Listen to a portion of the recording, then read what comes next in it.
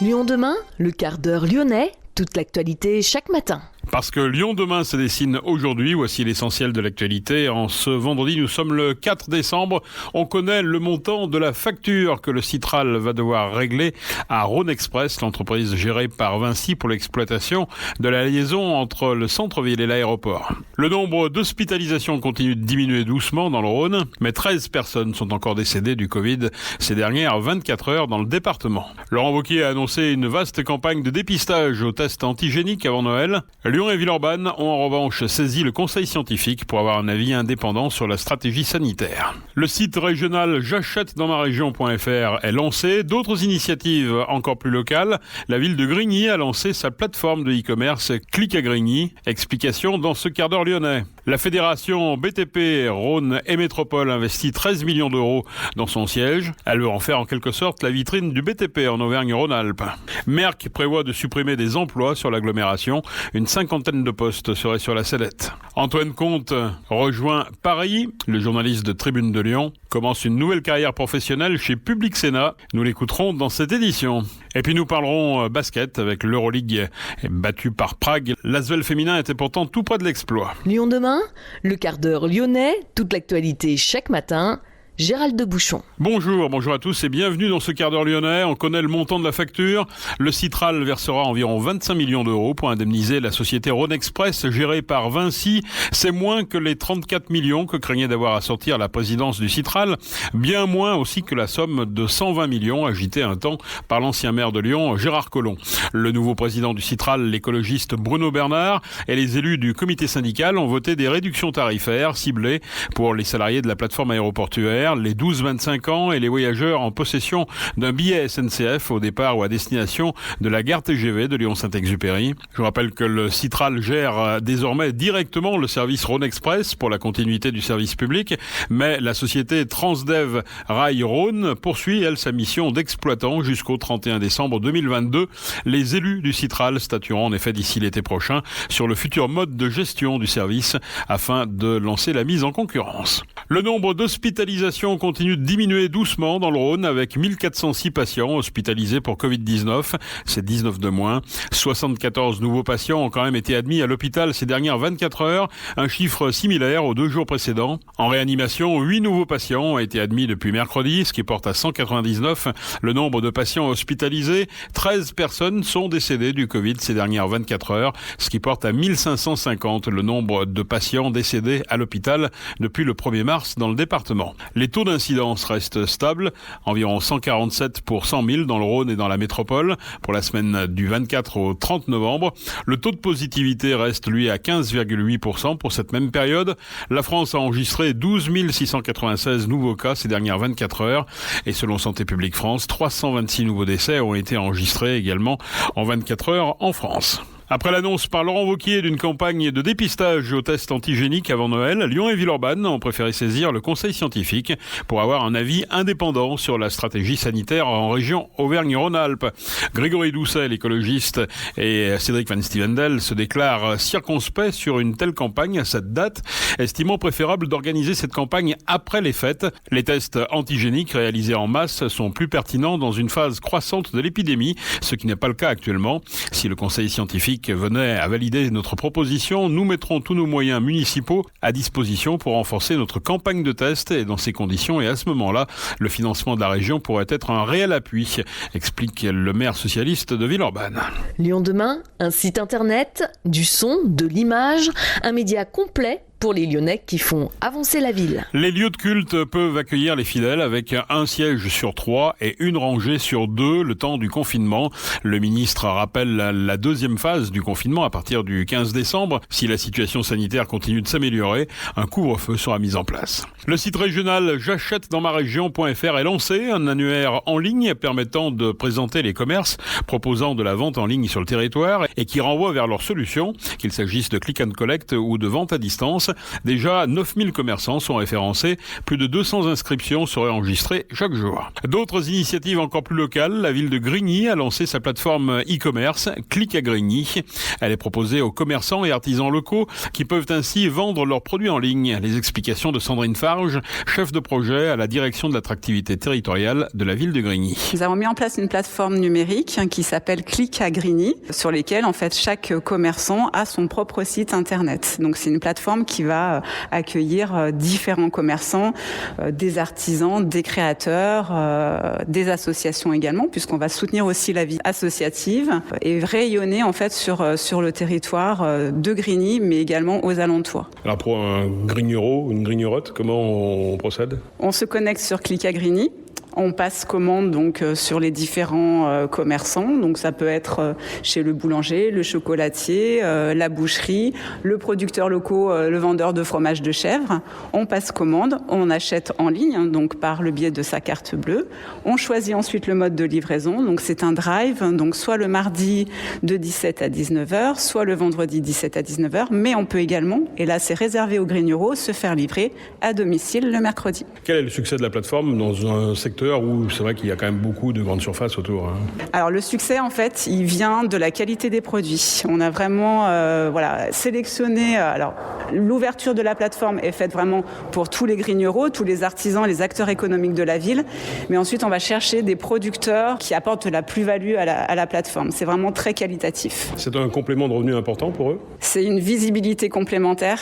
Et oui, on en a certains qui continuent de fonctionner grâce uniquement à la plateforme. Donc ça, c'est vraiment important pour eux. C'est un vrai enjeu d'être toujours présent et de rester dans une continuité d'activité. J'ai des commerçants qui me disent voilà, le fait de continuer à un peu travailler, ça m'occupe l'esprit et ça me fait du bien. Je suis plus dans que mes problèmes, j'ai une bouffée d'oxygène et merci d'être là. On leur apporte en fait de l'enthousiasme. Moi, j'ai un fleuriste qui savait pas comment rebondir. Je lui dis mais vous faites de la décoration d'intérieur, on approche des fêtes de Noël, vendez des bougies. On est là pour en fait les conseiller sur un positionnement, sur les recherches des consommateurs. On a un lien avec le consommateur via Facebook, via les réseaux. Donc on sait quelle est la demande et on sait mettre en face l'offre. Est-ce que c'est un dispositif éphémère ou est-ce que ça peut durer au-delà du confinement et au-delà du Covid ? Alors on l'espère vraiment pérenne, vraiment, et que la plateforme va prendre de l'ampleur. Pour ça, on approche d'autres collectivités territoriales, donc qui sont Vernaison, Miry, Charly, voire d'autres communes qui voudront nous rejoindre pour avoir en fait un maillage territorial et un bassin de consommateurs plus élargi. L'idée, c'est qu'on soit en fait une communauté finalement. Moi, j'ai rencontré une personne donc, qui est lapidaire, qui taille des pierres, qui confectionne des bijoux. Elle n'a pas de boutique, elle travaille chez elle. Et elle a besoin d'avoir des petites boutiques éphémères. Et on a donc dans notre communauté des commerçants et des artisans qui sont prêts à accueillir quelques créations pour faire la promotion de son activité. Et c'est ça en fait la communauté Click à Grigny. Sandrine Farge, chef de projet à la direction de l'attractivité territoriale. Je vous rappelle la plateforme Click à Grigny. Pour s'y rendre, c'est tout simple, clickagrigny.fr. Le président LR de la région Auvergne-Rhône-Alpes a écrit sur Twitter que si la France a perdu un homme d'État et de lettres, l'Auvergne a, elle, perdu un défenseur intraitable de son identité, de son caractère et de son patrimoine. Pour l'Auvergne, Valéry Giscard d'Estaing restera pour toujours un visionnaire, a indiqué Laurent Wauquiez, rappelant l'attachement particulier de Giscard pour cette région.